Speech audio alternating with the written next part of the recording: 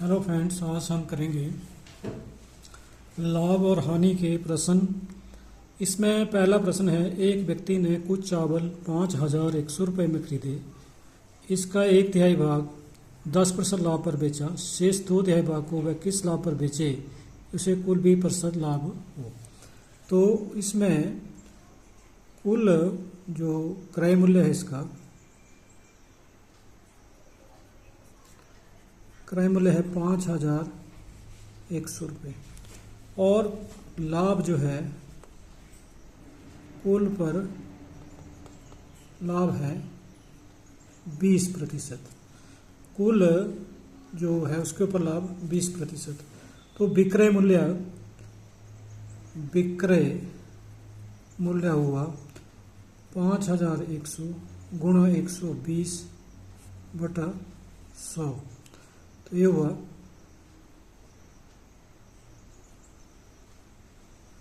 6,120 रुपये हुआ कुल सामान का विक्रय मूल्य। अब है एक तिहाई भाग का क्रय मूल्य 5,100/3 1700 रुपये। तो एक तिहाई भाग का जो क्रय मूल्य है वो 1700 रुपये आया। उसके ऊपर लाभ 20%, लाभ है 10%। तो इसका जो विक्रय मूल्य हुआ 1700 गुणा 110/100 तो हुआ 1,870 रुपये। अब कुल विक्रय मूल्य था 6,120 और एक तिहाई का विक्रय मूल्य आया 1,870। तो 2 तिहाई भाग का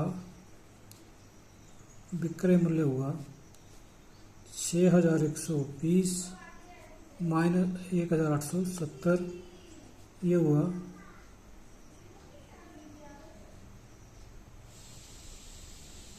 4,250 रुपये। ये हुआ 2 तिहाई भाग का विक्रय मूल्य। अब क्या निकालना है हमने, कितने प्रतिशत लाभ। तो इसका जो कुल क्रय मूल्य था 5,100 रुपये और जो 2 तिहाई भाग है, 2 तिहाई भाग का जो क्रय मूल्य होगा, क्रय मूल्य होगा 5100 माइनस 1700, 3400 रुपये इसका क्रय मूल्य होगा। तो यानी कि 4,250 में बेचा और 3400 रुपये में खरीदा था। तो लाभ हुआ इसको 4,250 माइनस 3,400, 850 रुपये का इसको लाभ हुआ। तो लाभ प्रतिशत 850 गुणा 100, तो ये 0 और ये 25। तो लाभ हुआ इसको 25% जो है वो 2 तिहाई पर इसको लाभ हुआ। उसके बाद श्याम ने 40 दर्जन कॉपियाँ 50 रुपये प्रति दर्जन के हिसाब से खरीदी। तो 40 दर्जन कॉपियों का क्रय मूल्य कितना हुआ 40 गुणा 50, 2,000 रुपये में उसने वो खरीदी। यदि वह 10 दर्जन कापियाँ 15% लाभ पर, तो 10 दर्जन कापियों का क्रय मूल्य हुआ 10 दर्जन कापियों का क्रय मूल्य 10 गुणा 50, 500 रुपये और लाभ हुआ उसको 15%। तो विक्रय मूल्य हुआ 500 गुणा 115/100, तो ये 575 रुपये जो है 575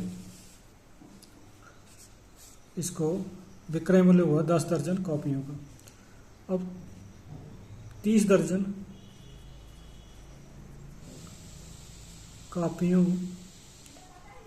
का क्रय मूल्य 30 गुणा 50 1500 रुपये। तो लाभ है 25%, लाभ 25%। तो विक्रय मूल्य इसका हुआ 1500 गुणा 125/100, तो हुआ 1875 रुपये। ये हुआ इसका 30 दर्जन कॉपियों का विक्रय मूल्य। तो कुल कितना हो गया विक्रय मूल्य? कुल विक्रय मूल्य हुआ 575 प्लस 1875, ये हुआ 2450 रुपये। तो क्रय मूल्य कितना था? 2000 और विक्रय मूल्य हुआ 2450। तो लाभ हुआ इसको 2450 माइनस 2450 रुपये का लाभ हो गया। अब प्रतिशत लाभ होगा 450 बटे 2000 गुणा 100। तो ये आएगा 450, तो ये आएगा 0 से 2 0 से 2 0 1 0 से ये 45/2। तो ये हो गया 22.5% जो है वो इसको लाभ होगा। अब क्वेश्चन है एक और। एक व्यापारी क्रय मूल्य से 20% अधिक मूल्य अंकित करता है तो तथा वह ग्राहक को एक के बाद एक क्रमशः 20 तथा 25% की छूट देता है। परिणाम स्वरूप उसको 812 रुपये की हानि होती है। उसने ग्राहक को सामान कितने रुपए में बेचा? तो 20% पहले वो ज़्यादा लिख रहा है। तो मानो उसका जो क्रय मूल्य है वो 100 रुपये है, तो अंकित जो मूल्य है उसका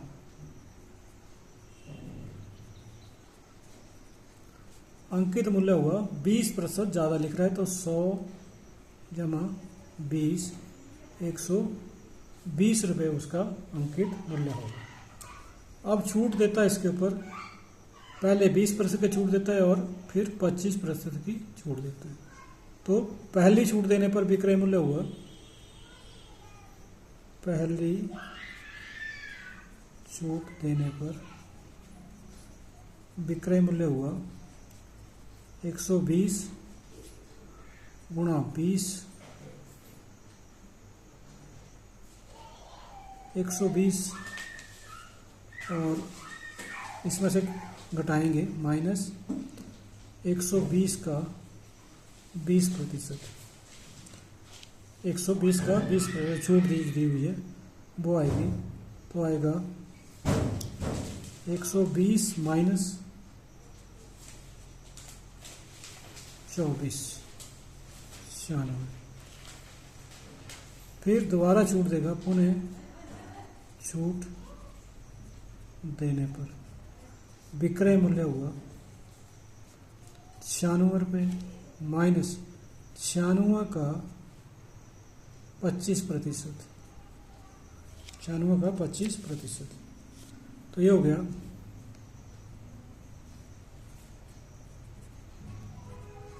96 माइनस 24 72 रुपये जो है वो विक्रय मूल्य हुआ उसका। जो सामान उसने 100 रुपये में खरीदा था वो सामान जो है वो 72 रुपये में उसने बेचा। तो हानि हो गई इसको, हानि है 100 माइनस 72 ₹28 की हानि हो रही है इसको, और ₹28 की हानि हो रही है 100 रुपये के ऊपर। ₹28 की हानि, तो क्रय मूल्य है 100 रुपये। यदि 812 रुपये की हानि हो तो क्रय मूल्य होगा 100/28 गुणा 812, तो 14×28 14.70 और 14×112 और ये 29, तो आया 2900 रुपये जो है ये आ गया इसका क्रय मूल्य। तो अब निकालना है हमने विक्रय मूल्य। तो विक्रय मूल्य जो होगा, क्योंकि विक्रय मूल्य क्रय मूल्य 2900 रुपये है, तो विक्रय मूल्य कितना है?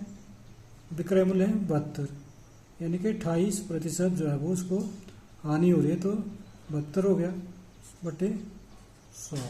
तो इनको जब हम गुणा करेंगे तो हमारे पास आएगा 2088 रुपये जो है वो उसका विक्रय मूल्य होगा, जो उसका 2900 रुपये में उसने खरीदा था। अरुण ने कोई वस्तु बाला को 20% लाभ पर बेची। बाला ने कैथरीन को 10% लाभ पर बेची और कैथरीन ने दिनेश को 16 रुपये लाभ पर बेची। दिनेश और अरुण का क्रय मूल्य 500 रुपये का अंतर है, तो बाला ने अरुण को कितनी राशि दी? तो इसमें पहले हमने अरुण का क्रय मूल्य, ये मानो कि हमने 100x जो है वो अरुण का क्रय मूल्य हमने मान लिया। अब अरुण का जो विक्रय मूल्य होगा वो होगा, अरुण ने किसको बेचा है? बाला का क्रय मूल्य होगा, तो यानी कि अरुण का विक्रय मूल्य 100x, तो कितने में बेची उसने? 20% लाभ पर, तो 20% इसका प्लस 20x हो जाएंगे, ये हो जाएगा 120x। अब जो बाला है वो कैथरीन को बेच देती है, तो कैथरीन का क्रय मूल्य होगा और बाला का विक्रय मूल्य होगा। कैथरीन का क्रय मूल्य बराबर हो जाएगा बाला का विक्रय मूल्य। कितने पर बेची उसने? 120 था उसके पास और 10% लाभ पर बेची, तो 120x प्लस 120 का 10% होगा 12, ये हो जाएंगे 132x। उसके बाद कैथरीन ने दिनेश को 16 रुपये लाभ पर बेची, तो दिनेश का क्रय मूल्य और कैथरीन का विक्रय मूल्य बराबर ही होंगे, तो कितना हुआ? 132x प्लस 16 रुपये हैं, तो हमने प्लस 16 लिखा। अब हमने ये इसका आ गया सारा। अब कहता है दिनेश और अरुण का क्रय मूल्य में 500 रुपये का अंतर है, तो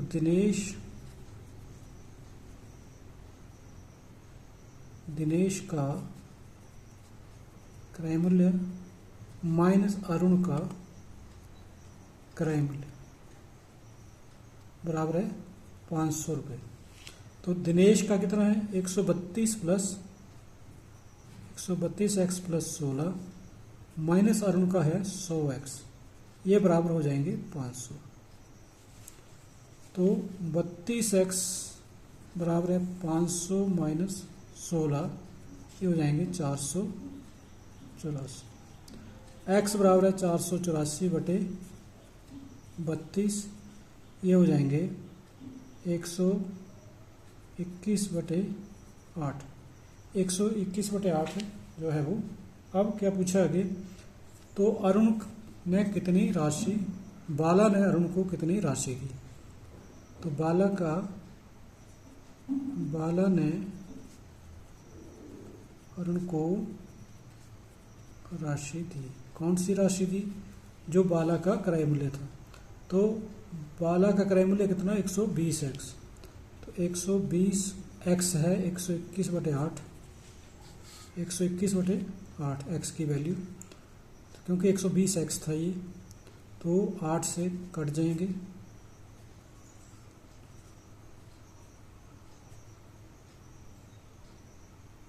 1815 रुपये जो हैं वो ये इसके क्रय मूल्य आ गया। तो इसी के साथ वीडियो को देखने के लिए आपका बहुत बहुत धन्यवाद।